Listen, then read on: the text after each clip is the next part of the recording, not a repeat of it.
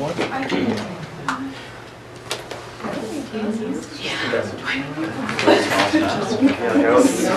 Oh, okay, I'm already. Even I got contacts. I can't read. regret it. Just like I have it open here. Just like I see Yeah, but it'll be bigger in the oh, okay. Oh, yeah.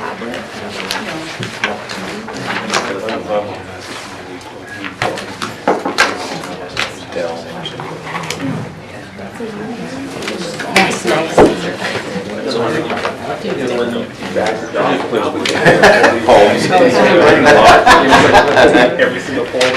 I think it's different for everyone. I'll show you mine if you'll show me. Stafford, this was a one-to-one. I'll happily show you.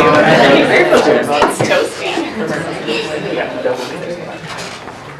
Andrea takes a longer one. I guess everyone's in mourning for Neil Peart. Everyone's in mourning for Neil Peart, I guess. That's why they black. Oh, yeah. Yeah.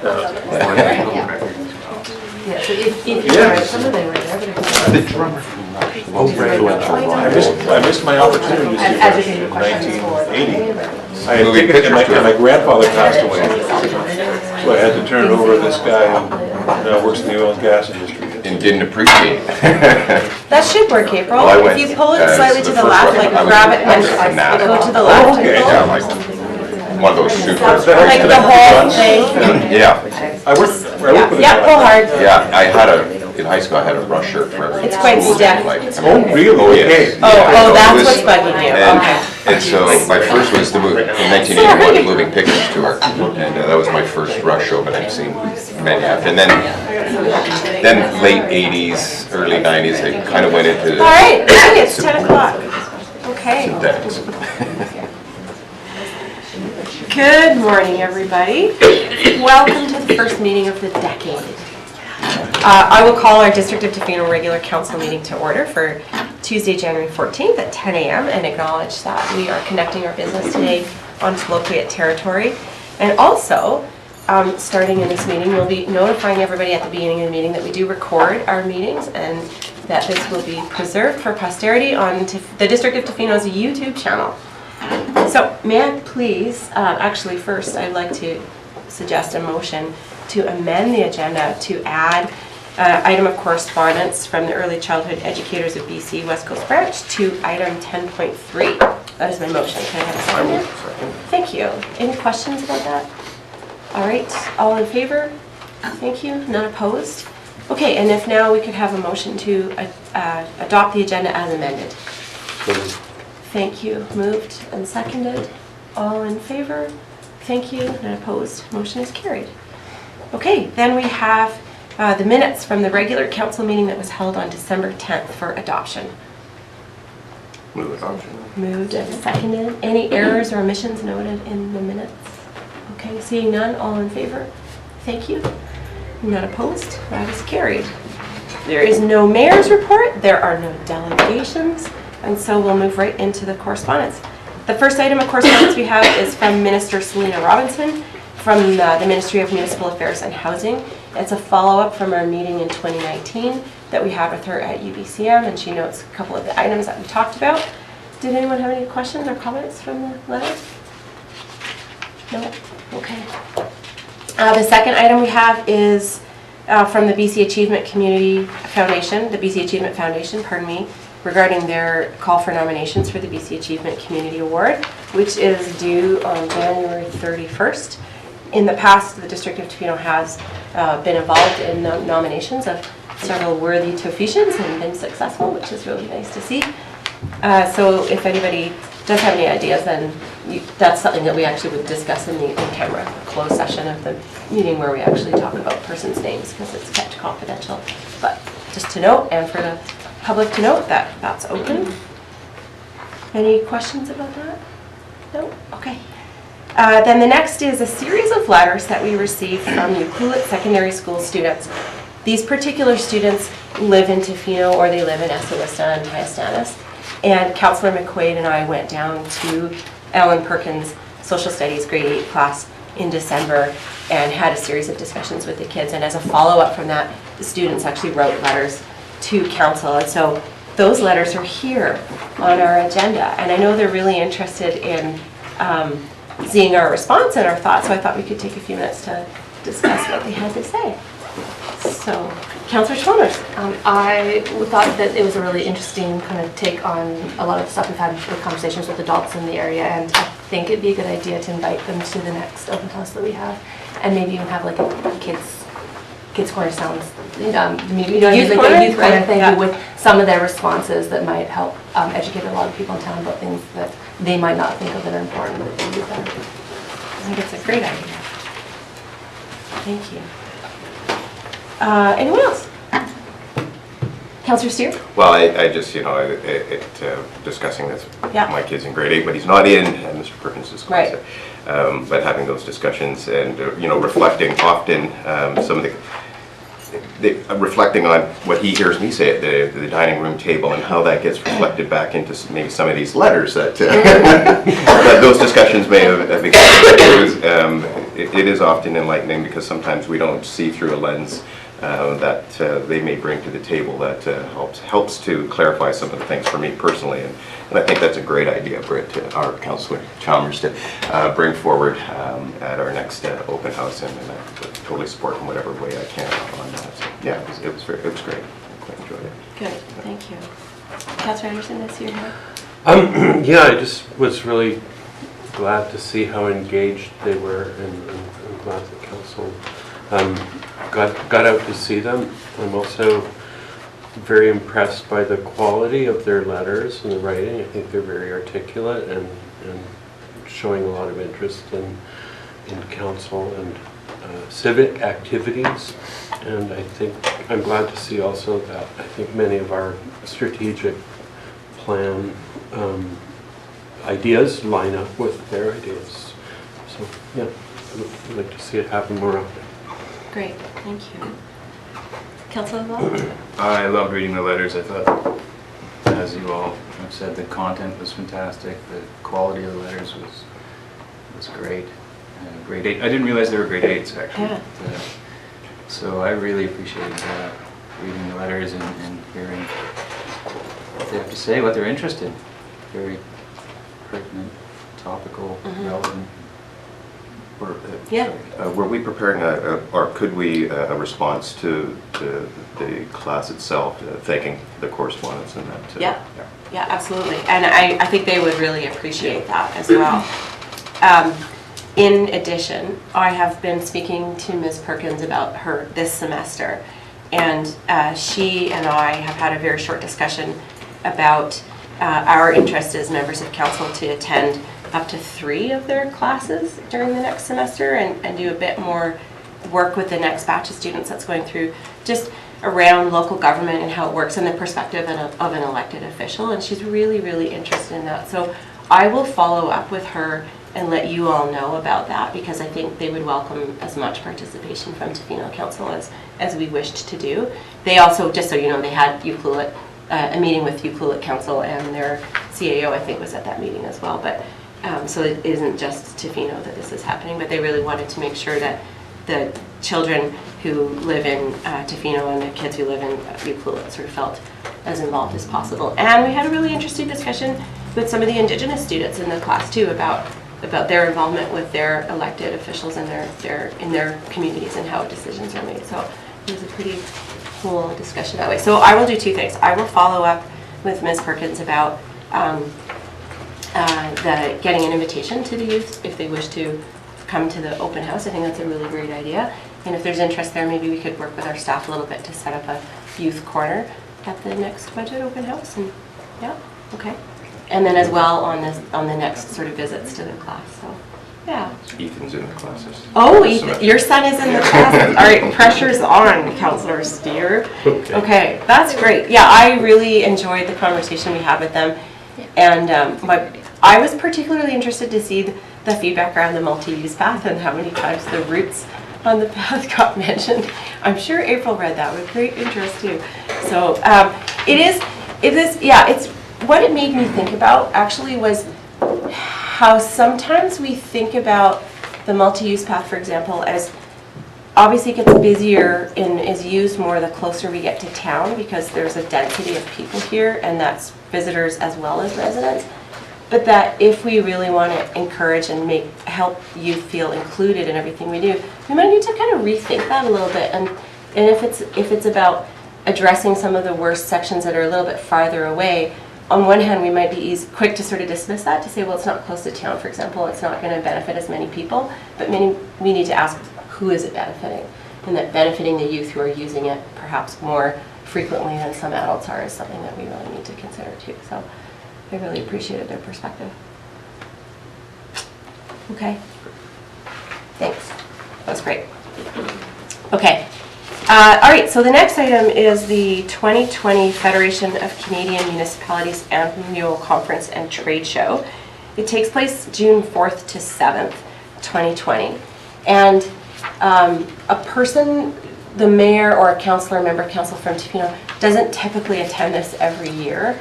But this year, I do have an interest in going. And I have, we've discussed this at the regional district level too. And so what the regional district has approved, the board of directors has approved paying half of my travel to go to FCM and represent both the District of Tofino and the regional district together, and some of the issues that we have to take forward with the federal government. And so what I would like to ask council today is your approval for paying the other half of my travel expenses to attend the FCM conference this year. Need a motion? Yes. So yeah, but question, yeah. I'm just curious as what changed your mind about this, because in previous talks you've only been interested really in those individuals. Yeah, well, yeah, it's true. So one of the things that I think about when I think about traveling to this is kind of the proximity to Ottawa and just being that much closer to where federal government representatives are. So we'll see a lot more participation, I think, by federal government bureaucrats at this because it is in Toronto and it is that much closer. It's just a 5-hour train ride away from Ottawa. So there is the possibility of doubling up visits that way, and that might actually be of interest to the regional district because one of the things we're trying to do is talk to the federal government about the funding gap that we have to finish the multi-use path that goes all the way down to Ucluelet, so that there's enough money that's required that kind of makes it worth it sometimes, I think, if you've got the opportunity to have those in-person appointments. And so that actually was the tipping point for me this time. I was like, yeah, maybe this is the right year to go. As well, just having had a federal election and we're going to have a new budget announced, and I think, you know, this would be the right time in the political cycle. Yeah. Okay, so the motion is, and I never remember the number and the exact name of the bylaw, but it would be to approve the mayor to attend the Federation of Canadian Municipalities Annual Conference Trade Show in Toronto, Ontario from June 4th to 7th, 2020, and reimburse half the expenses in accordance with the I forget the number of the bylaw as well, but we'll write that in. Thank you. With the reimbursement bylaw. Okay, that's it. All right, thank you. Is there a second here? Thank you. Second. Any other final questions? Or okay. All right, all in favor? Thank you. Thank you for that. Motion carried. Okay, the next item of correspondence is from the Tla-o-qui-aht Trust regarding the Higher Learning Initiative funding. So we did give in 2017 or 2016 even maybe $10,000 of funding that was used towards the development of the outdoor semester, and there's a letter and a report on adventure tourism and the results of their surveys in no request for any particular action, but just for our information. So any questions about that? No? Okay. All right, then we have a letter from Surfrider Pacific Rim regarding their Cut the Cutlery and Forget the Foam campaign. Love the alliteration. And the work that they're going to be doing with local businesses to try to move them to voluntary compliance with that. And then they will be coming to the District of Tofino to ask us to amend the single-use item regulation bylaw. Great to see. Any questions or comments anyone have? Nope. Good. This is great to see. It is great to see. And then finally, we have correspondence from the Seaview Seniors Housing Society, and they are looking to us for a letter of support in their intention to add 10 to 12 units of independent seniors living at Forest Glen. So, Great. I think so too. Completely agree. So we need a motion. If we do, we have a motion, and we can a motion to write a letter of support for the Seaview Seniors Housing Society regarding their Phase 2 expansion of the Forestland site.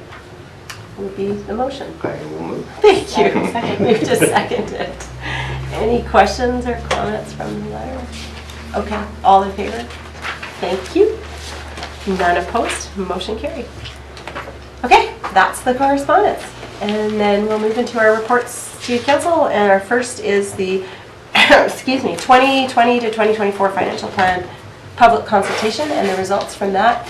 Thank you, Nyla, for giving us all the slides in advance, and then now for presenting. Great. No problem. Good morning, everyone. I've been losing my voice, so I apologize if it's I can relate. not, yeah, it's not as strong as it usually is. So yes, today I'll be presenting on the consultation feedback we received from the December 3rd open house, and this was in response to the information that we provided to council and the community at the special budget meeting on October 3rd on the 2020 to 2024 financial plan. So that initial meeting was preliminary budget information on the proposed projects, mainly for the 5 years. There were some operational budgets proposed, but mostly the focus was on capital projects that were being proposed. So there was no discussion or information presented at that open house on tax rates. That is yet to come at the next open house scheduled for Tuesday, February 18th. And the next special budget meeting is scheduled for January 31st.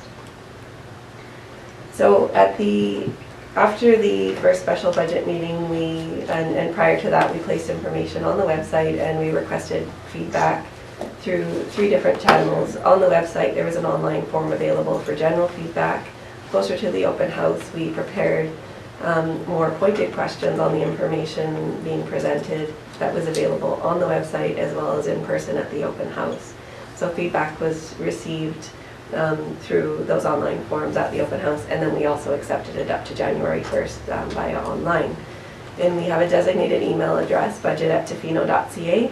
That will be available all year, and community members are more than welcome to use that email address throughout the year to continue to provide feedback.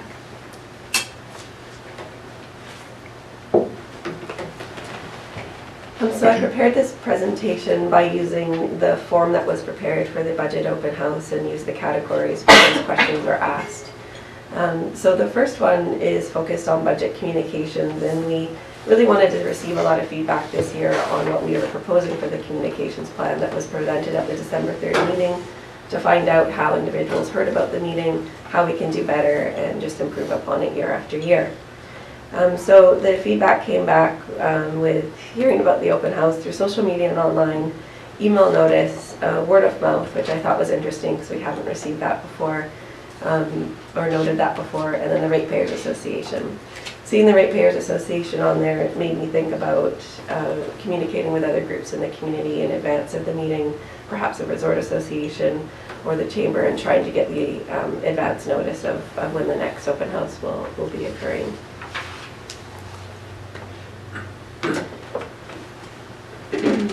Next question is how we can communicate better. Individuals enjoy seeing the online communications because it's in a more detailed format than what's available at the open house. More frequent open houses and roundtables. We received a lot of that feedback. I believe council did as well through discussions. Notifications of open houses should be mailed. Listen to the concerns of residents and act on suggestions. So I think we need to focus on the next budget meeting and the budget meeting following that on how we took this feedback and how we incorporated it into the financial plan. Individuals suggested that we get Instagram, use the radio to announce meetings and events.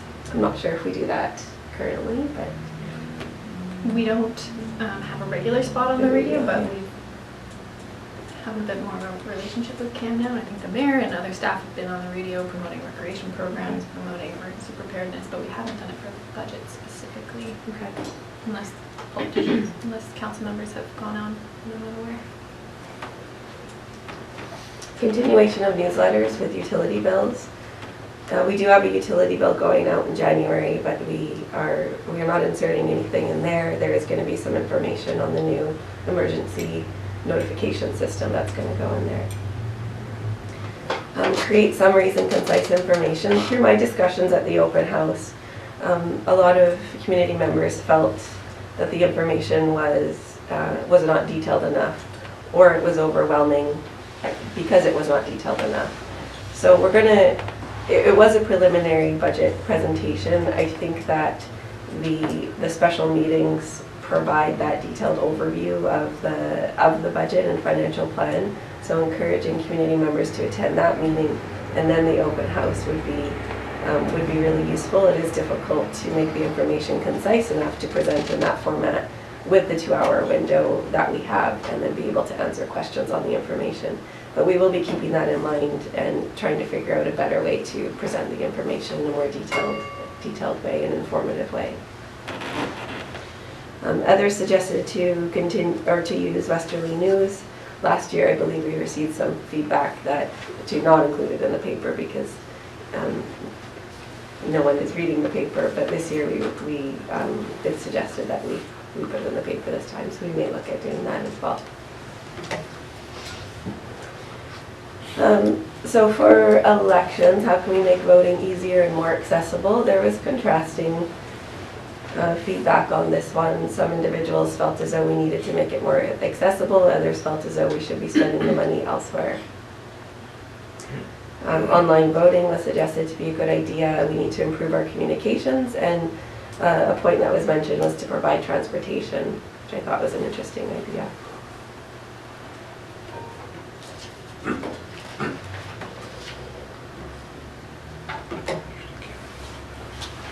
There's quite a bit of feedback on the council budget, stating that the budget was an expensive budget. It is proposed at $285,106 for 2020, which is in line with previous years. So I just wanted to provide some more information on that.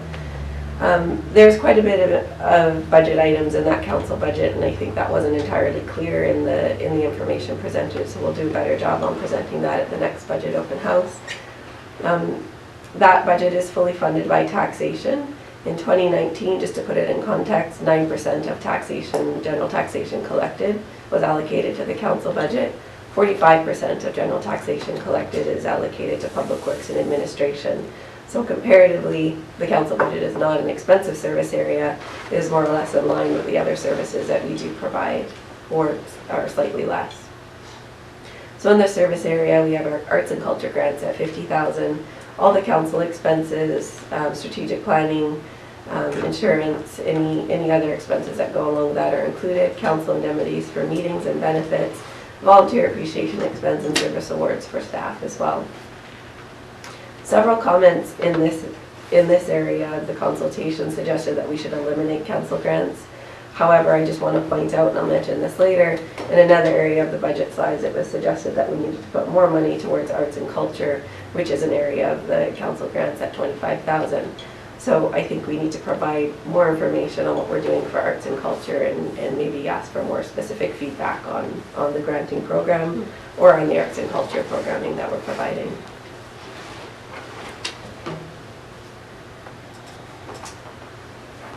Website refresh is at $30,000, and I separated the feedback into two categories. What are the current challenges that users are finding, and what were some suggestions that were offered?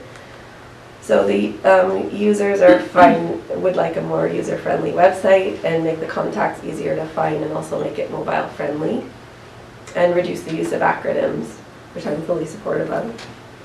Other suggestions were the current website is adequate as it is. This is an expensive investment. We should be spending the money elsewhere. Several people said they rarely use the site, didn't explain why, and felt as though important notices, updates, and meetings should be on the front page, which I believe for the most part they are, and bring the servicing in-house so that we don't have to contract out this service.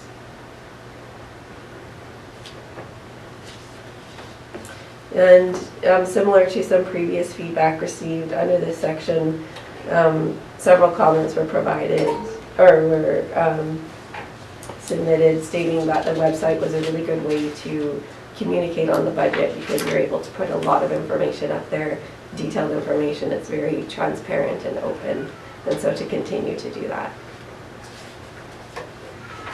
And other feedback was to provide the information earlier. So for bylaw enforcement, this was a fairly open-ended question for the open house. And then we did it this way and asked the community for priorities because we have received a lot of feedback in the past. You know, why aren't you enforcing this? Or how do you decide what to enforce? Or what can you enforce? So we asked the community what their priorities were. And I won't go through this list one by one. But I provided what the priorities are that the community indicated. So there are some contrasting comments, and through our discussions we noted that individuals or community members had said that bylaw enforcement is too expensive, but also wanted more enforcement and later into the evening. So there is a balance that needs to be had there, and that we need to make sure I think we need to make sure we're communicating the budget effectively, what it costs to enforce, what the revenue sources are in that area, and so I think we're going to focus on that for the next open house as well as for the budget meeting. And this is in no particular order, or is this in order of approximate order? For comments that we received multiple, we did put it at the top of the Okay. list. Good to know.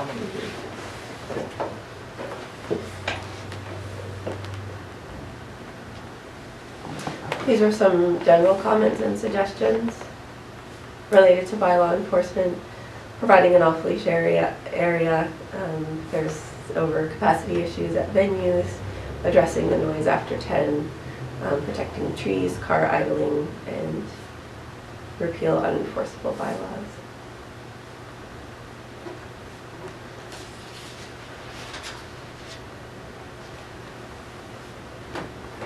Indoor recreation facility.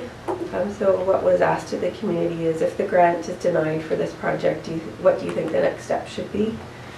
Some felt we shouldn't proceed. Some felt they preferred a pool. And this was an essential service for health and wellness of the community. And perhaps we need to go invigorate the discussions with SD70. Further to that, try for a less expensive facility. Seniors need a place for indoors. Maybe have a look at the plan in a little bit later on, because we have some other areas of focus currently. Someone suggested that it wasn't the school's responsibility to provide recreation space. What will the community hall be used for, and how will this facility be different from our current community hall? So those are two questions. If the indoor facility is to remain in the budget, that we may want to answer and provide more information on at the next open house.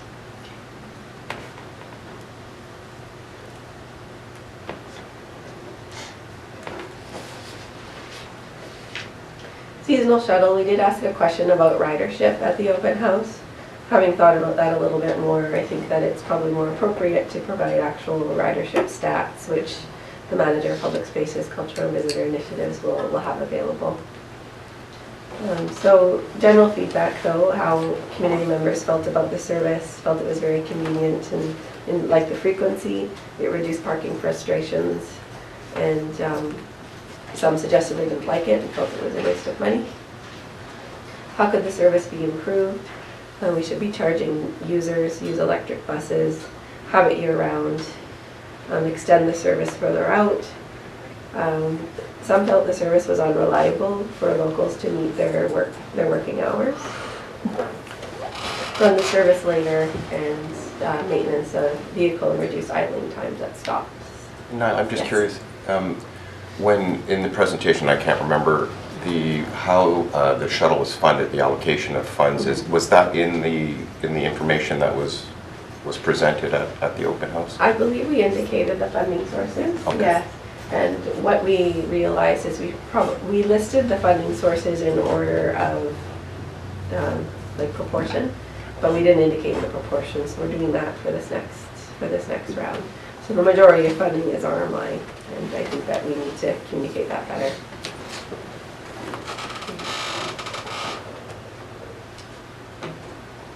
Multi-use path received a lot of support.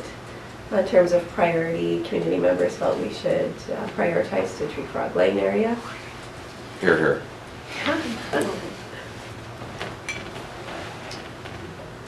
Infrastructure and public works, a lot of these projects the priorities are set by staff, and it is nice to let the community know. So it was more of an informative slides, but we did receive feedback.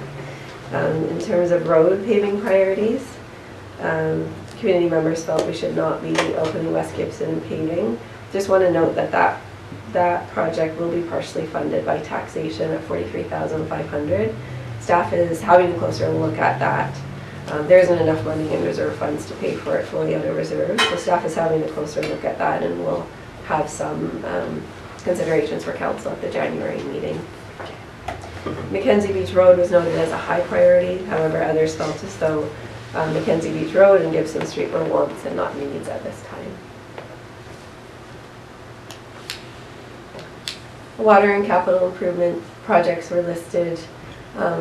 What was noted underwater, just, I know it doesn't fit underwater, but drainage issues for 4th Street and heavy rain. Staff are currently looking at that issue up there, and we'll have some information for council, I'm thinking, at the next budget meeting or the one after.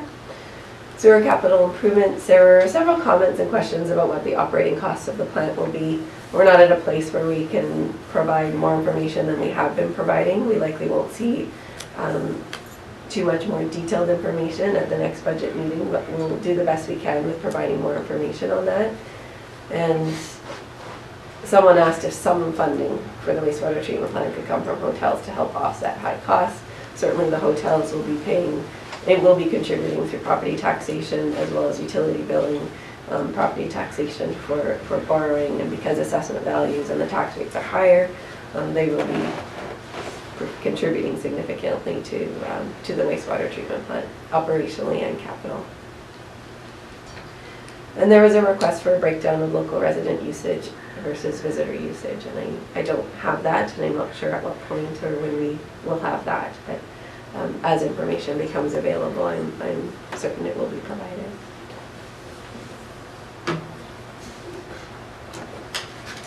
And then there was general online feedback requested prior to the budget meeting before we had the more pointed questions at the open house. And some of the items, common themes, were to prioritize project to reduce tax burden. Affordable housing is not being addressed, and so I think at the next open house we want to provide more information on what is happening there with respect to affordable housing.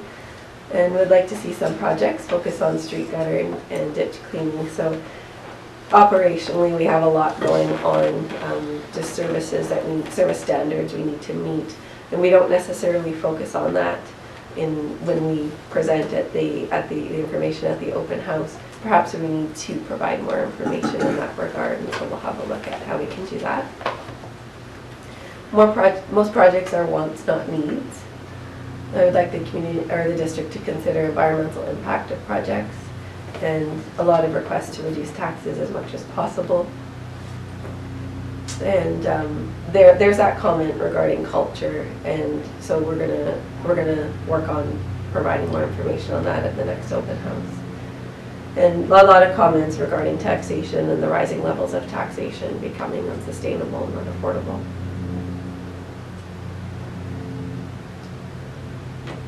Further to that, value-added tax for tourists. Residents should not bear the burden of the increase. Suggestion for donation boxes for trail maintenance at Tonkin Trail. Municipal hiring freeze. Appreciation for the format and opportunity for conversation. However, others felt put on the spot. So it will have to find some balance there. More open houses are being requested, and leave the boards posted so they can be viewed for an extended period of time. And this may be useful, rather than just having it on the website, having a location where it's posted so individuals can walk through and perhaps not feel put on the spot, and then have an opportunity to provide feedback online. So we'll think about that some more and try to find a location for that. More explanation on how the strategic plan was developed is being requested, and requests for presentations and then an opportunity to discuss. I believe that comment was specific to the budget.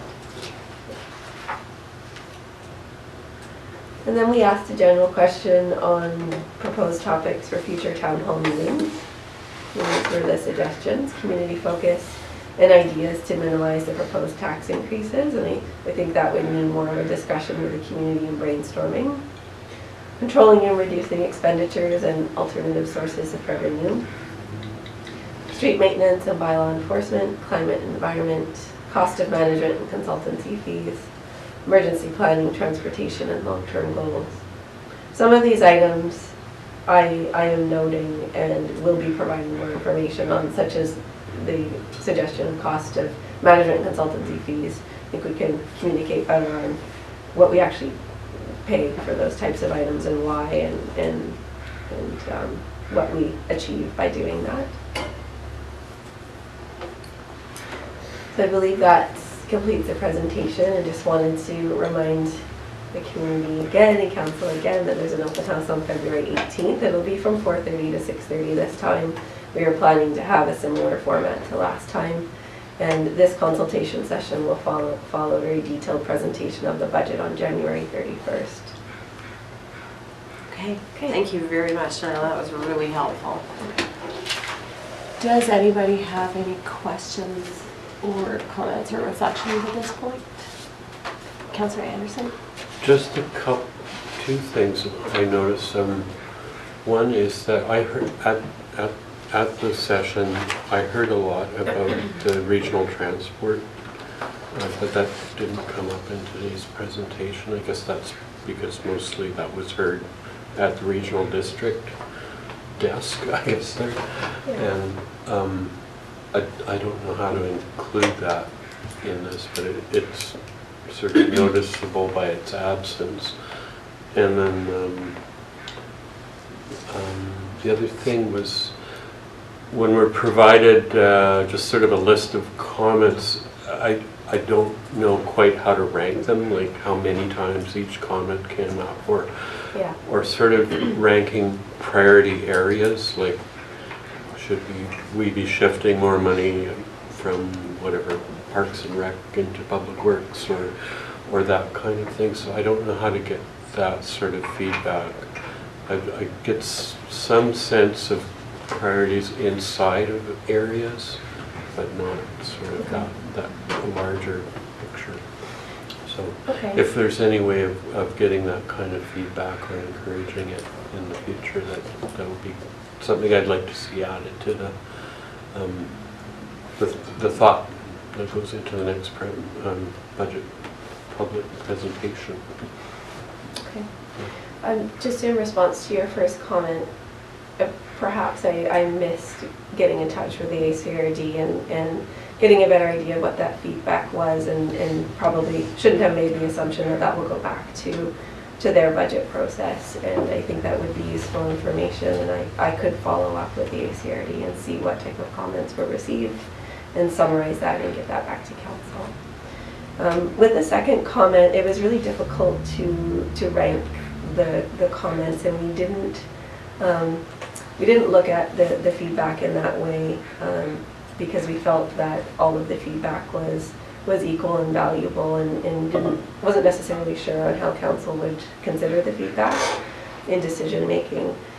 We did put the comments at the top of the list that were suggested more than once, but certainly, some comments that were common were suggested 2 or 3 times. It wasn't an overwhelming support for one versus the other.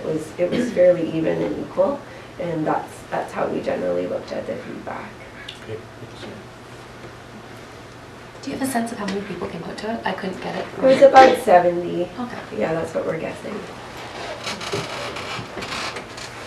It's just somewhat related to Al's, and thank you, of course, because you want to work that one. And almost in all areas there was contrasting inputs, and it's the challenge of us, I guess, to reconcile that and make the decisions based on that.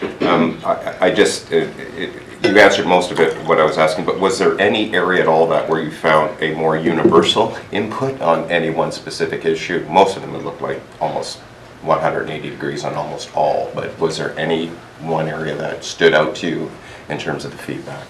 Yeah, so through conversation and this year's feedback and last year's feedback is setting priorities and minimizing taxation is the common theme. And I mean, that's not surprising given, you know, where we're sitting with our capital projects and considerations. So I think that is the common theme.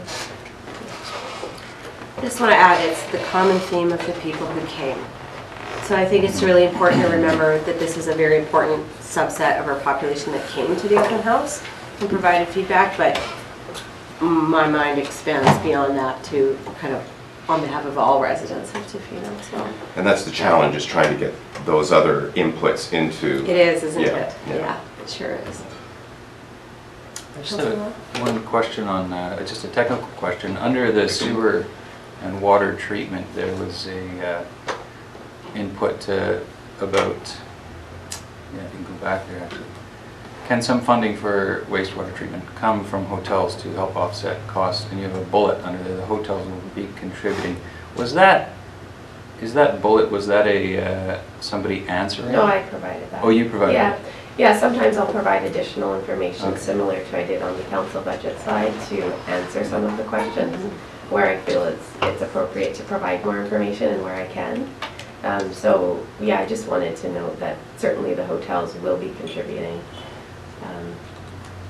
I see. to the cost through utility billing and property taxation.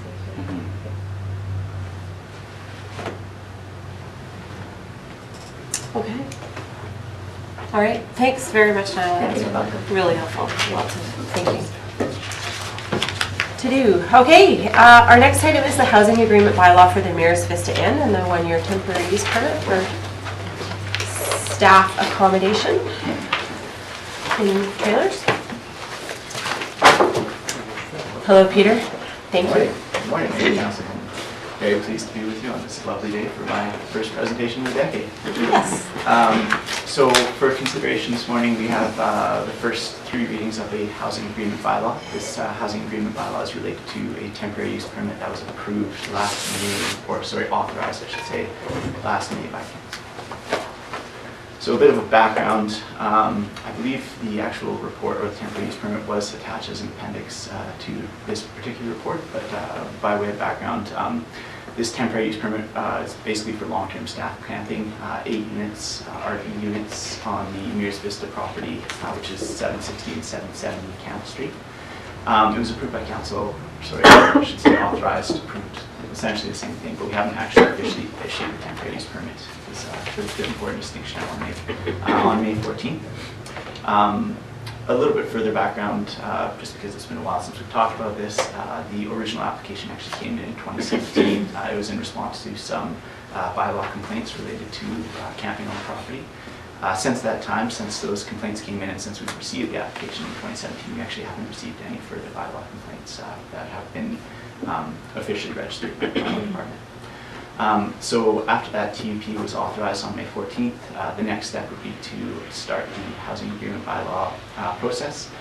This was kind of a lengthy one. There was a lot of other stuff that came in between, a bunch of back and forth between the applicants, myself, our legal counsel as well. So it's taken a little bit of time to get to this point. But essentially the intent of this housing bylaw is to regulate who can rent the sites and the maximum rental fees payable per site per month. So quite similar to the THC housing bylaw that we looked at just before the new year. This one's actually a little bit more simple though, because we don't have too many considerations for who, kind of the lottery idea of who's actually going to be able to access the sites. As this is not a rezoning, it's just a TUP, and the TUP is only authorized for 1 year. So a little bit of background on affordable housing.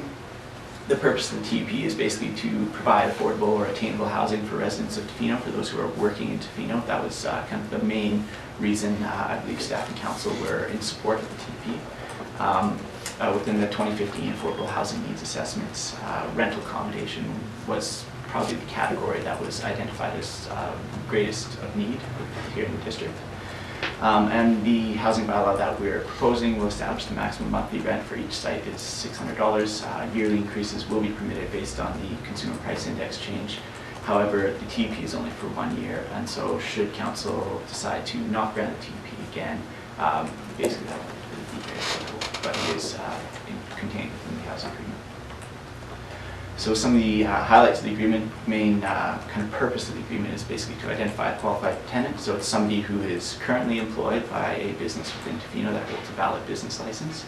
And they have been employed within the District of Tofino for at least the last 3 months, maintaining that employment in good standing. Each site requires at least one qualified tenant. There can be a maximum of 2 people living on each site. One of them has to be a qualified tenant, the other can be a partner or somebody else. Maximum monthly rental rates and rates of yearly increase are defined, as I just mentioned. And then the other things that are somewhat relevant are ensuring adequate human safety measures such as fire safety. Equipment are provided. That's also a condition of the TUP, but we've kind of reiterated it through the housing agreement. And then there's also some consideration for nuisance as well, which is essentially a reiteration of the TUP conditions. So this would be bylaw number 1276/2020. Essentially the bylaw is giving the district the authority to enter into the housing agreement in the form of the agreement that's been attached to the staff report. After the bylaw is adopted, the housing agreement can then be signed by relevant parties and then becomes binding. So the options would be to grant first, second, and third readings to the proposed bylaw, grant the readings as amended, reject or refuse the application, or otherwise deal with the application. Staff are recommending the first option. If anybody has any questions or comments, I'm happy to answer. Thank you. Councillor Smith? Thanks, Peter, this is great. I just had one question on the qualification for the tenant themselves, where, and maybe you could just, so I get the, I had noted that you had to have employment 3 months prior, and I'll tell you what my concern is. If it just, I know one of the usages that might be used there is for summer employment, and some of the people that I know that might be in need of that accommodation wouldn't be starting, they wouldn't have employment before they'd be coming up to have the employment, say starting in May. They would be there for over a 3-month period of time, and so is that a qualification that they would have to be employed 3 months prior? That's correct. I mean, I think the rationale, I mean, this was kind of copied off the Crabapple housing agreement, and the rationale was that essentially we wanted to make sure that someone was at least halfway committed to being in Tofino and not using up the space in the sense that they might come to Tofino and decide they don't want it, and then 2 weeks later they leave it, and that has put somebody else who might be in greater need of the housing or has shown a bit more commitment to staying in town or to a particular business in town, put them out of that opportunity. That was sort of the rationale, but I'm sure we're welcome to discuss any other options. Yeah, that would be my only concern, because I know of a particular situation there that through the Tofino Harbour Authority, where the Harbour Authority has a trailer there that they have purchased the trailer, and they are paying a year-round rental fee for there, but it's specifically for, well, it could be for other, but for the summer employment program, where they bring people in starting in May till September, and that's what the intent of that was for. And my reading of this then would be that person would then be excluded from the use of that, if I'm reading it right. That's correct. If the person was just coming up and they hadn't previously held employment there, so yeah, perhaps that prior to the next reading we could amend that to say some other approach that might include a letter of offer from a particular employer or some sort of a letter of confirmation of employment from the employer. I think the issue is just that there's the potential for people to kind of come and take one of these spaces and then decide they don't want to then leave it, and the spaces that are designed for people that are at least somewhat committed to being here for a few months, and so there's a bit of I guess that was kind of the rationale like I mentioned before, but yeah, certainly there could be exceptions or other definitions proposed for the qualified tenant. Councillor Anderson. I have 2 questions. What is the term of this? Is it 3 years this time? The last one was 2. So the TUP itself is for 1 year currently. And this housing agreement is associated with the TUP. So once the TUP expires, the housing agreement will no longer be valid. I see. Okay. And they could reapply for TUP one more time, is that it? Yeah, that's correct. Okay. Thank you. Oh, and how many, my other question, how many sites or, I guess RVs might be allowed, given the land space? Any idea? Under the current TUP, we've allowed 8. The property is quite big, but the applicant only applied for 8, so that's kind of where we're at for that. And I think maybe that's based on servicing levels and then the other business activities that happen on the property as well. Thanks. Councillor Chalmers? I just want to make sure I'm not wrong in this. The TEP starts when we approve it. It's not backdated to May. Yeah, that's correct. That's So, what I was making sure. yeah, there's been this application in particular has been kind of ongoing for several years now. Yeah. And in the process, since we sort of approved it going this way in May, have you found that the property has really complied with getting fire extinguishers, and they seem to be kind of in good? My understanding is that, but again, currently, from a legal perspective, if they are operating, they're operating essentially against the bylaws because we haven't officially issued this TUP. Okay, thank you. But like I mentioned, we have We not were had any more bylaw complaints since, I believe, the summer of 2017.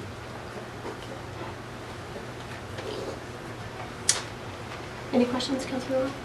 No. Why don't we discuss this idea then a little bit more? So the issue of the requirement to have employment for 3 months in advance, and the opportunity, should council wish to do so, to amend the agreement bylaw to reflect some other condition. As you introduce this, I'll just explain my thinking. My instinct is to not change it, in the sense that I actually personally really agree with the rationale that the intention of this temporary use permit for this accommodation campground really is to help resolve some of the issues of people who are already here and who are even more inadequately housed, I'll say, and kind of legalize a situation that we all understand has been taking place for some time. I am sympathetic to the Tofino the Tofino Harbor Authority, the other TH, the Tofino Harbor Authority's position, and this is awkward in the sense that if they've been paying for a space and kind of counting on it, it's a difficult situation, and I could imagine that's something that others are in a similar situation. So I'm open-minded to the idea of an amendment that would require some kind of offer of employment that's seasonal, even though it was never really totally intended to be seasonal in nature. I mean, the idea is not to allow it to be empty for 8 months of the year, just to save it for the 4 months of the year. The idea really was, I think, to create a year-long living situation. The reason why I think I'm kind of open to persuasion is because it is a 1-year TUP, but if they did come back, if things go well and they came back for a 3-year extension, I'd be hard-pressed to support the idea at that point, to say, no, I think really I would rather stick to the intention that I was there for. But I would love to hear what others think. Councillor Law? I mean, in my opinion, just to my understanding, it's a specific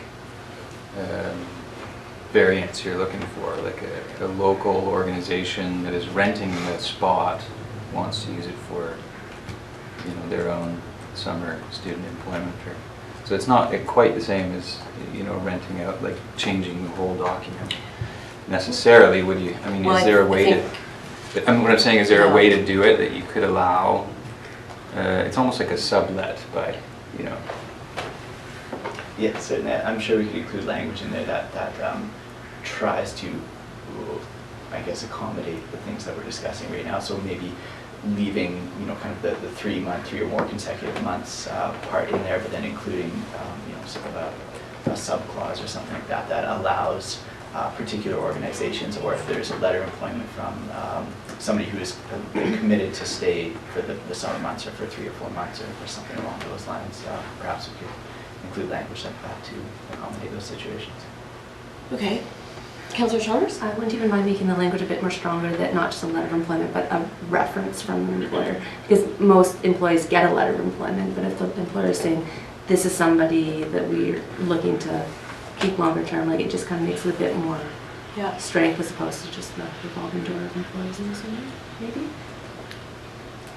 Yeah, I would like some form of language for, if it's the direction we choose to go, because, and it's not just this one specific that I'm concerned about, it's the ability to provide that seasonal accommodation. And I know that Tofino Housing Corporation is looking maybe at some strategies behind that, and with limited resources for that presently, for a variety of organizations who have limited resources to provide that sort of accommodation for that time period.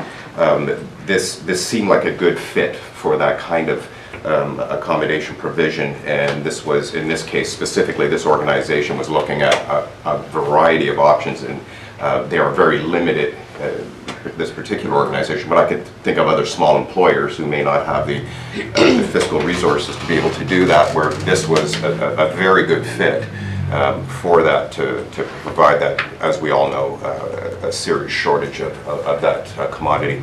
And so I would like to see some form of language. I would be hesitant about making it too restrictive, but I also want to honor the intent of the original. So, and I'm not a wordsmith, that's for sure, that what you'll be able to do. But I would be certainly open to, if council felt that some form of language to allow that kind of accommodation provision. And I'll let that up to Peter. So are we talking about just for this one organization, or are we talking about all 8 sites in general for everybody? I don't think we can talk about one.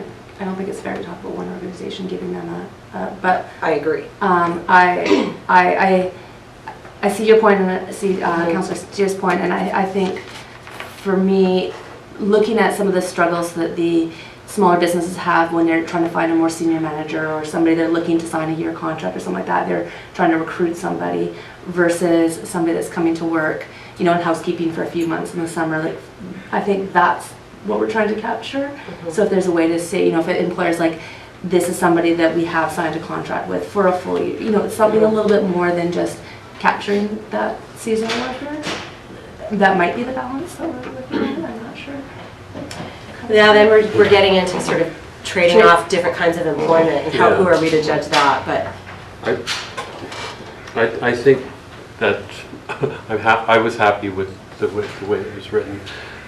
It's this, we have such a need for housing. I think we should just get all kinds of housing on the market that we can.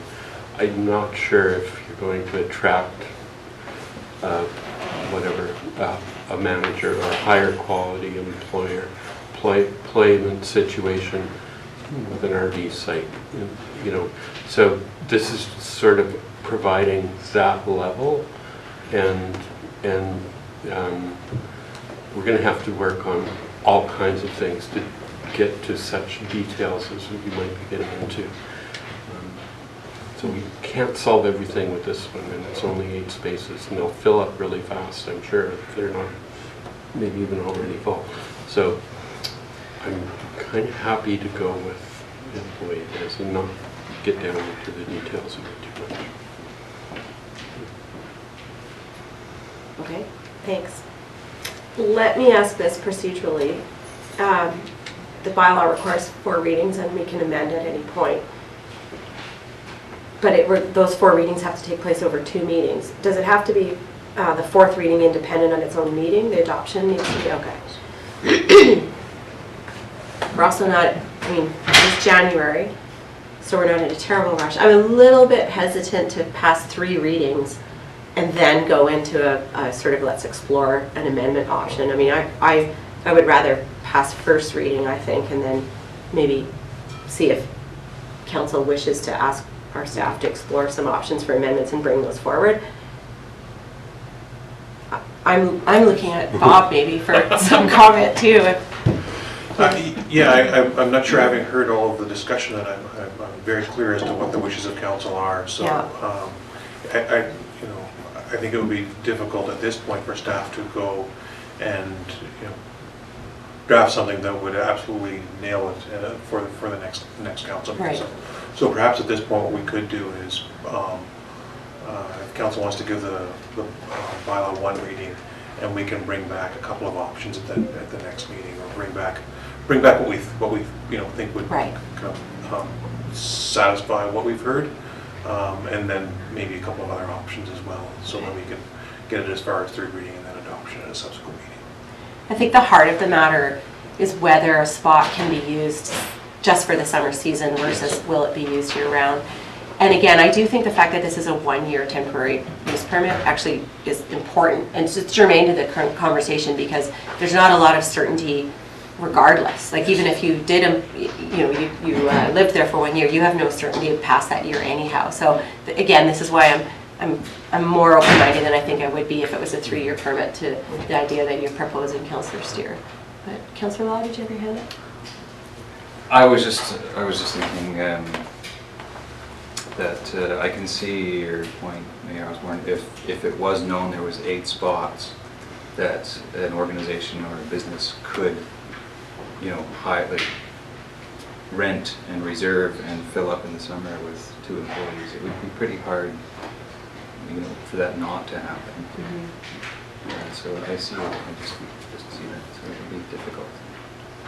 Could we do this then? Could we consider first reading as is, and then could we consider a separate motion to direct our staff to come back with a report on considerations of seasonal versus 1 year, or not 1 year, the impact of this clause of 3 years of employment on seasonal versus longer employment? Does that seem? I'd be comfortable with that. Okay, I can make a motion. Thank you. So that the District of Tofino Housing Agreement Bylaw number 1276/2020 be introduced and read a first time. Correct. 6. Thank you. Okay. Moved and seconded. All in favor? Thank you. None opposed. So that's carried. And then a motion to direct staff to come back with options for amendment regarding the wording in the, I'm looking for help here. Yeah, no, I think it would be to direct staff to come to consider amendments to the housing agreement bylaw that would permit seasonal occupation of a site, and considerations for council, something to that effect. Okay, so moved. All right, thank you. Elise, that was messy. We'll look at I'm the sorry. video and I think we understand the intention. Yeah, thank you. That's just fine. Okay, and I will second that. thank you. All right, all in favor? Thank you. That's unanimous, motion carried. Okay, this session of sausage making is yeah, I really appreciate the conversation though. It's very interesting. All right, so now something completely different, the municipal alcohol policy development discussion. Thanks, Elise, for the report. Welcome. Great report outlining the requests from council at an earlier council meeting for a budget timeline and consultation plan. And very high level, $600 budget. Most of the development, as this is an in-house project, it will involve staff time from about 4 departments. So budget considerations are external for sort of meeting supplies and advertising, whether that's online or through the Westerly print advertising. Timeline includes a 5 to 6 month series of events, beginning with a stakeholder roundtable, and I'll get into those stakeholders in just a second because we've got a few different layers of stakeholders to this project. So beginning in February of 2020, we would begin with a roundtable of public health and safety stakeholders. So that includes RCMP, VHA, members of the hospital, BCAS, fire chief, and then the staff working group that's identified in the report as well. After that, we would move on to the roundtable with our second group of stakeholders, which are event producers, to get their feedback on how they might be impacted by potential changes to the regulatory environment around events held on district property. After that, we would move into just compiling a what we heard report so that the community is well informed of what we're talking about and what changes are being proposed. And we'll draft a policy at that point for presentation to the Committee of the Whole meeting in April, which I believe is April 20th, and receive feedback from the committee on the details proposed. And then in May or June, we'll finalize the policy and an implementation plan for adoption, and that may involve drafting amendments to several bylaws. So the implementation may take a few meetings, and then certainly there's an education piece as we go into that season of events to make sure that everyone is in compliance. Potentially holding an event working group meeting just to work with event producers. And then a review in 2021 to see how it's going would be the plan. The involvement or consultation, as I said, we've got a few different levels or layers, I guess you could say, of stakeholders, and sort of moving along the continuum of lowest to highest impact on decision making. We've got informing, consulting, involving, collaborating, and empowering, and we're really looking at the first three areas there. And so our primary stakeholder group will be the public health and enforcement sectors. Like I said, that's sort of the VHA, RCMP, bylaw enforcement, fire chief.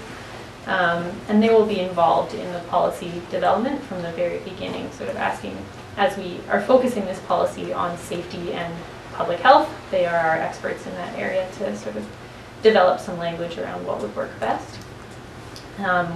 Also, staff are involved at this level, so let me just sort of break that into the highest level of involvement will come from primary stakeholders and staff, and then we'll have secondary stakeholders for consultation on the impacts. So that's our event producer group, and then the general public as well, to be kept informed throughout the process.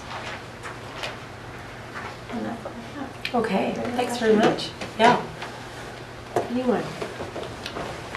I would just like to thank you for that. The framework is great, and it was enlightening for me to see the sequence of events and processes that it takes to implement something of this nature. So it was very enlightening for me moving forward in my council career, and I just want to thank you once again for the work on this so far. Thank you. Anyone else? No? The one wish that I have, I think, is when we do the April 20th Committee of the Whole meeting, I think it would be nice to expand our typical practice and kind of really invite public comment. So if we might think about how to structure that meeting in a way where the public knows, like, please do come and discuss with Committee of the Whole and ask questions. And I don't know if we want to do that just within the confines of the meeting itself, or maybe like an hour in advance of the meeting, could we do sort of an open house style and then have that as our first agenda item, so that there's that opportunity. Just a little more public, call for public input would be my one suggestion. Okay, great. Thanks, Elise. I echo Councillor Steer's comments. Thank you very much. So could we please have a motion to receive it for information? Thank you, Councillor Law. Seconded by Councillor Anderson. All in favor? Thanks. Motion carried. I always think it's fun to receive something officially by motion after we've actually already discussed it, because what happens if it gets denied? It'll be like the court where the judge says, forget what that was just said, right? Or strike from the record. Okay, so under bylaws, we have the District of Tofino Housing Agreement Bylaw 1275 2019 to consider for adoption. Move adoption. Thank you. Second. Moved and seconded. Any final comment or question around that? We've had a good discussion. Okay, I'll call the question then. All in favor? Thank you. None opposed. Motion carried. Okay, and the next two items are both items that are, the first item is the committee and external appointment verbal reports, but we don't have any this time, so we're going to have that as a standing item, however, so that's really great. And that means that if you are at, like, for example, a Harbour Authority meeting or something, if you could just let Elise know, and then she'll get it onto the agenda. But the idea is for us to be a bit more regular in our reporting back to council and the community. Okay, so the next two items then are both notices of motion that have come forward from members of council. And the first one is around council grants and neighborhood emergency preparedness planning. So I will ask Councillor Chalmers to give us the background as to where we got here, what we're proposing. Well, for me, this came back from when I went to the livable cities and sort of got to see what some communities have done, what some neighborhoods have done to sort of bring the community together, the neighborhood together to prepare for emergencies. And then living in Ocean Park, we had a small grant that we got together to know the neighbors. I know you has done it. And looking at a lot of feedback from the community about focusing on Tofino versus tourists and all that, I started talking to Mayor Osborne about maybe something that we could do. So conversation came to council grants and shifting a little bit into emergency planning and enabling neighbors to lift themselves up and help prepare themselves. I guess not knowing how to do that. Sorry. It's okay. Yeah, so before we go to the motion making, I thought it would be good just to have a discussion about the intention and sort of what we're proposing here. And what I'll add to what Councillor Chalmers has said too is that at least for the 7 years that I've been sitting in the seat, every year at the council grant time, we've had some discussion around the council table about some general dissatisfaction, I would say, about the process and the sort of political orientation of making decisions around the ideas that community members come forward to us with, and that is awkward, but we're really proud of the council grant program and have had a lot of success with it over the years. But also that it is council's grant program and it is council's decision if it wishes to be a bit more directional and saying to the community, not only are we open to hearing your ideas from different organizations about what you would like to do and what services you think that Tofetians will benefit from, but also that we have the opportunity to align the way some of this money is spent with our strategic priorities and the things that as a council we also think that the community would benefit from. And I think that's very much where the idea came from around the neighborhood emergency preparedness, and just that I feel strongly that it's not, even though it's called emergency preparedness, it is so much more than that when you get a neighborhood together to meet each other and know each other better, to plan something together and all of the benefits that come along with that. So in discussing with Nyla, and thank you Nyla for all your feedback, that was really great, and Elise was helpful as well, thank you. We came up with the proposal that the 2020 program, just for this 1 year, be capped at 20 grand for the open council grant call, and that we reprofile the $5,000 to neighborhood emergency preparedness planning. But as per Nyla's suggestion, the current council grant policy doesn't really quite fit, so we would need to develop another policy to make it really clear to the community what we're asking for or what we're proposing, and so we'll have an opportunity to discuss that.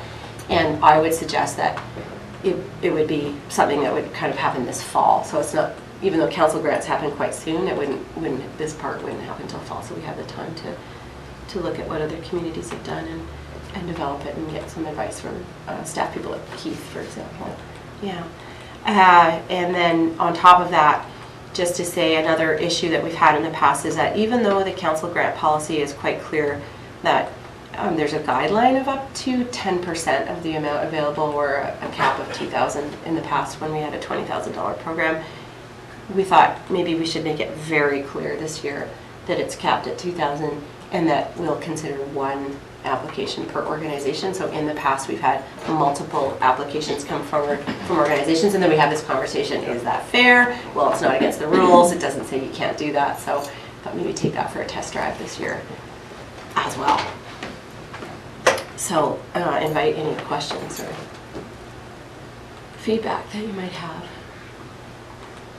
Thank you for the clarification on the, that it is a council grant, and that our ability to direct into the priorities, into the areas that the present council has, and that's helped me now redirect my thinking on that whole process. So this is for me, very valuable. I, of course, completely support the direction of that. And just to add that we, those neighborhoods, the CBT also had given us a small, in my little neighborhood, and we directed it towards that. And your comments around that community cohesiveness, and it's more than just, was very evident at that particular event. So highly supportive of this motion. And if there's anything I can do to help, please ask. That's great. Councillor Law? I just have one comment as somebody who's applied for and received grants, is that we essentially are reserving 15,000 for council grants with a maximum of 2,000. 20. So we're going from 25 to 20. Oh, 25 to 20? Yeah, Oh, that's sorry, right, I yeah. had that A wrong. few years I ago, wrote we upped it. 15,000 and I was like, Okay. that's it, Yeah. that's the end of my question. Oh, okay. Any other questions or feedback? I'm just, my only question is, I'm wondering if there's any other grant streams that might provide this 5,000 or even more for the neighborhood program outside of the district that we know of. So in the past, the province has provided funding in this way, like the distant past, but not right now. Okay. It's a good question. Maybe, well, I'm Yeah, not that's too- yeah. the only Maybe this will thing I would provide say, just- and yeah. I wouldn't mind seeing if we go with the decision to work on providing that grant on an ongoing basis Yeah. somewhere else, or lobbying for it, or finding matching funds. If Yeah, that kind of absolutely. grant is available. So that's all I would encourage. Thank is you. To look for other programs, other Yeah, grant thank you. programs. And maybe we can put it back in the council Right. grant after a year or two. Thank you for that. Yep. Okay, go ahead. Motion? Yeah. I'll make a motion that the 2020 Tofino Council grants be capped at 20,000 and limited to one application of up to 2,000 per eligible organization, and that 5,000 be reserved for a new neighborhood emergency preparedness program. And I shall second that. Is there any final question or discussion about that? Okay, all in favor? Thank you. Motion carried. And that staff be directed to prepare a policy for council's consideration for neighborhood emergency preparedness grants, the first of which is to be dispersed by fall 2020. And I will second that. Thank you. Any questions about that? Final thoughts? Okay, all in favor? Thank you. Motion carried. So that draft policy will then come forward to council in a future meeting. Thanks. Thank you, everybody. Thank you. Okay, and our final matter of business in the open meeting today is all around childcare space creation. So I've had the opportunity, of course, of discussing the ACRD's childcare space creation report that was profiled, the needs assessment report, at both this table and the regional district table. Thank you, and at the Alberni-Clayoquot Health Network table. So really 3 times. And I'm very grateful to the contractors because I've had a lot of questions, and actually I've had a lot of dialogue over the last 6 weeks with them. So I had indicated in, I think it was late November, that I would try to come with something in December, and then I'm glad that I paused because they had the opportunity to actually revisit a few sections in the report that were a little bit confusing, and so there's a final draft that's now available. And as well, it just gave me the opportunity to talk to a lot more people about a few aspects and a few ways that we could take this. So apologies that it's kind of extensive and that there's 5 motions that came out of this, but we can go through them. So one of the things we talked about when we talked as a council and at the regional district table was that as a body of elected officials, it's really important for us to make our opinions and voices known to the senior level of government that's responsible for this. And so that's really where that first recommendation from me comes from, about writing directly to the ministers responsible and encouraging further that the provincial government move along in their intentions to expand universal childcare. Just this morning, I had a really great and long conversation with a representative from the ministry around the universal childcare program and what's happening with the prototype sites right now and where that's going. And so that still very much is the intention, but as one can imagine, it's a complicated beast, and so the hope is to extend the existing prototype program for another year past its scheduled end in March, and then go beyond that. And as I learned a little bit more about today, it's not just the provincial government, it's even the federal government that will participate in funding that. So it's a really big thing. So there's that. The second is that I think it's quite clear in the report and in some of the discussions that creating new childcare spaces in Tofino, there's a really strong role that the school district could play. And both Councillor Steer and myself have had informal conversations with staff members from the school district, from the superintendent down to our local school principal about that. But that what would really help this, in my opinion, is if council's willing to consider directing our staff to initiate more of a staff-to-staff conversation, and then they're able to come back and even just with a verbal report, let us know what the status of those conversations is so that it's transparent and open to the public. People can see what is being discussed and worked on, and that we're really trying to collaborate with the school district and explore those opportunities. My sense is that, and I understand this, there's kind of like institutional resistance to sometimes these longer term things in the sense of they're difficult programs and kind of no one really wants to be the lead on this because we know how hard it is.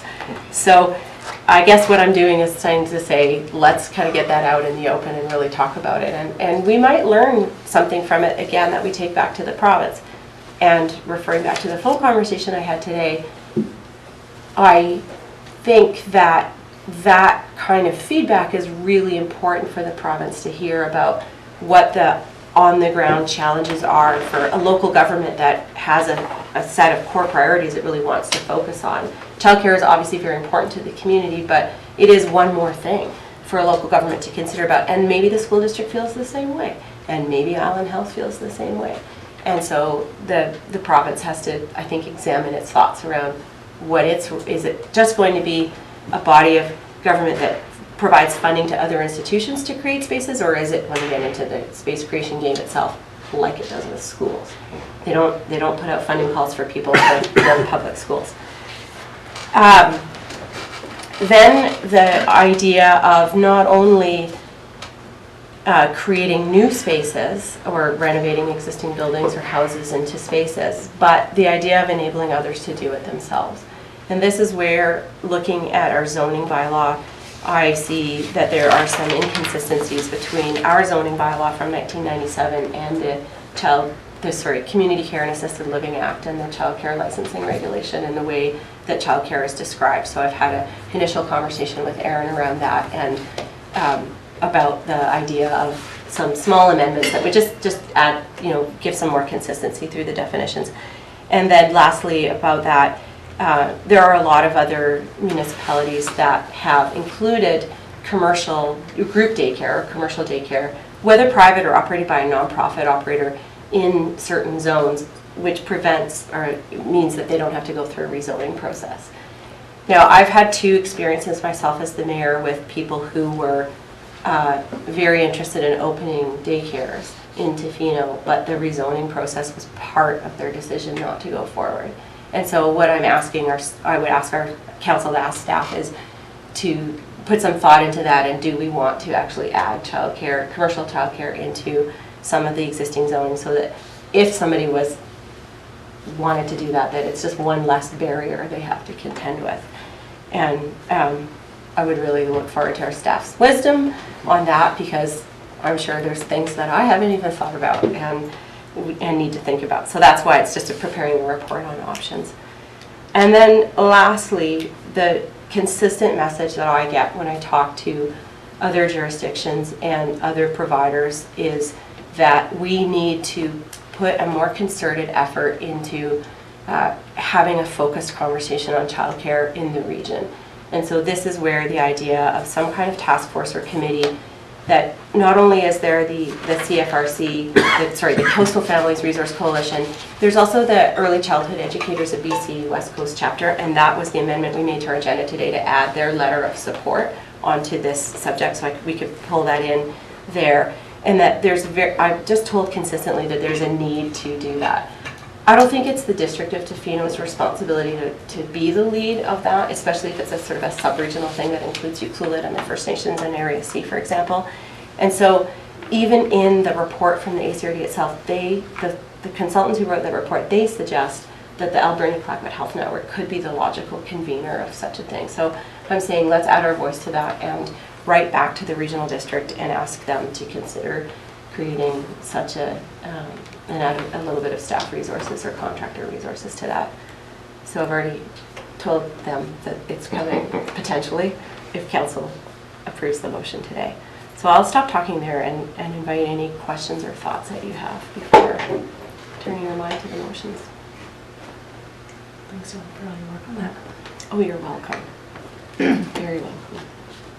Yeah, I would echo, of course, your long commitment to this process and your involvement throughout since joining council and being able to piggyback on that involvement has been great. In understanding this issue from a much broader perspective, because when we sit down at the community level, we have very specific needs and wants at often is a moving target, because this year it's 0 to 36 months, and 5 years from now that target is going to change, and understanding it from a much broader perspective, I thank you and I value that input. And also the commitment of, we recognize that the feds, the province, and the community recognize this as a critically important social issue. And we have shown that at the district level, at the community level, we have a district-run daycare, and that might not be but it shows our commitment to the understanding of this. So I'm supportive of all of these recommendations, and if our continued involvement in that larger committee to look at that broader, absolutely. Let's keep moving forward with this, and understanding for me at the community level, understanding this issue in that much broader context, this will continue to be very valuable. Thank you so much. Okay, Yeah. great. Thanks for the feedback. Any other questions? Yeah, Councillor. Yeah, I'd just like to commend you and thank you for your hard work on this important community issue. Also, it needs to be moved on now because of the current federal and provincial support we have for it. So that's great. The only thing I would add is that on the fourth recommendation, to add commercial childcare is permitted in certain zones and PG zones. I'd also like staff to look into any other ways we might incentivize the location of childcare, such as reducing fees or whatever else we can do. So, yeah. Okay. I'd like those options to come back. Yeah, okay. Yeah. And maybe that is enough to cover it off in what you've written here. My initial thought is to leave this as just as the land use matter. On the other part though, around, for example, other ways of incentivizing, I agree with you, and I think that's what a task force or committee could also address and have a chance to think about a little bit.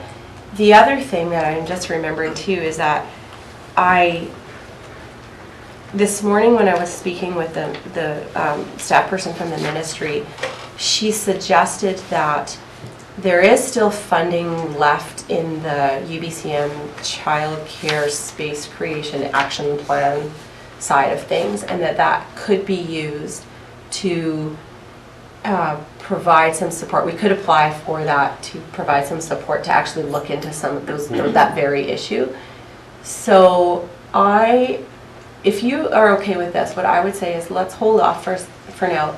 Let me talk with our staff more. I mentioned it to Bob this morning really quickly, but we haven't really had a chance to talk about it. But let me also talk to the regional district, as there's potentially a way to get some resources to help with that. And if need be, I could bring something back to the next meeting.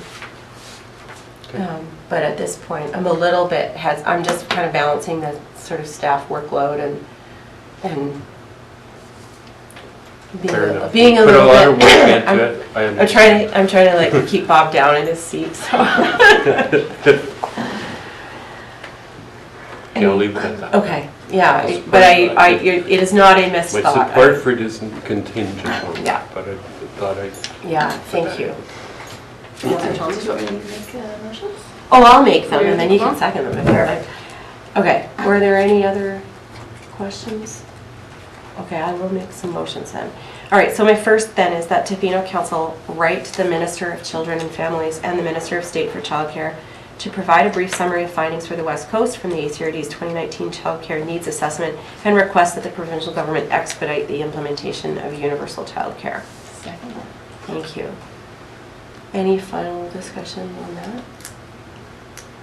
Okay, I'll call the question. All in favor? Thank you. The motion is carried. Second, that staff be directed to initiate dialogue with School District 7A staff regarding opportunities for childcare space creation on school district lands and report back to council. Second. Thank you. Any final thoughts there? Just a quick Sure. one. I don't want to add too much Yeah. more. I mean, absolutely no change, but within that discussion, so I'll have it out loud, there are other areas of discussion that we've been having with SD70 staff, Right. which could coincide, such as recreation facilities Right. and access to programming and that sort of thing. I know that might, this is more specific, but Got it. in those conversations, if stuff It might happened come to- up. It might come up. Okay. Just- they were over Aaron here. has his ear. Okay, thank you. All right, all in favor? Thank you. That's unanimous. Motion carried. Okay, third, that staff be directed to bring forward amendments to the District of Tofino zoning bylaw 770/1997 to update the definitions of licensed childcare uses that are permitted to be operated in personal residences to achieve consistency with the Community Care and Assisted Living Act and the Child Care Licensing Regulation. Second. Thank you. Moved and seconded. Any questions about that? Oh, okay. All in favor? Thank you. Motion carried. Fourth, that staff be directed to report back to council on options to amend the District of Tofino zoning bylaw number 770/1997 to add commercial childcare as a permitted use in certain zones such as some P zones and C zones. Second. Thank you. Moved and seconded. Any final questions about that? Okay, all in favor? Thank you. Motion carried. And then finally, that Tofino Council request that the Alberni-Clayoquot Regional District lead the development of a regional or sub-regional committee or task force through an existing committee such as the Alberni-Clayoquot Health Network if necessary to explore the recommendations in the ACRD's 2019 report and report back to the region's local governments and First Nations as appropriate. Second. All right, so moved and seconded. Any questions about that? Okay, all in favor? Thank you. That's unanimous. Motion carries. Okay, thanks. Thank you very much for your support. It's an interesting scenario to have the seat at the regional district table and here, and to really be able to use those two things in conjunction with each other. So that's good. All right, so that brings us to the end of our open meeting, and we do have a question period. So if anybody who's been patiently sitting here has any questions for us, we'd be happy to try to answer them. But you don't have to have questions. Yes, Warren does though. Did Yeah. I miss the Sharp Road bylaw, or did that, It came and went. okay. Yeah. Passed, Yes, it did. okay, I must have blinked. Okay, well, it was quite quick. Okay. I understand. Thank you. Anybody else? No? All right, thanks very much for coming. Okay, then I'll move that the meeting be closed to the public pursuant to sections 91AC of the Community Charter to discuss matters relating to personal information about an individual who holds or is being considered for a position as an officer, employee, or agent, and employee relations. All right, all in favor? Thank you. Motion carried. Can we just have a 2-minute recess here? Great. Oh, no. Thank These are my you. notes from when I read. I've heard of that. That's all right. I thought I'd offended you by putting my thing on there. I thought you were pushing it over. No, Sorry about that. no, that was my notes from when I read it before. Fair enough. Good work, Josie. Thanks. Good meeting, guys. Great. Hey, I was really kind of touched by the high school kids. Yeah. As well. That's nice, hey? And I've done a couple sessions, workshops on youth councils, Oh, yeah. and that Yeah. if we've got an engaged teacher in school system, right, that might be potential that idea. Basically, you give them some monies and try and find some funding. Yeah. Some way, and then they get to make some decisions Yeah. around the spending of that. And Right. they get their own council together, and then they bring their idea back to council about how to spend that money. Right. And I'm just wondering if it would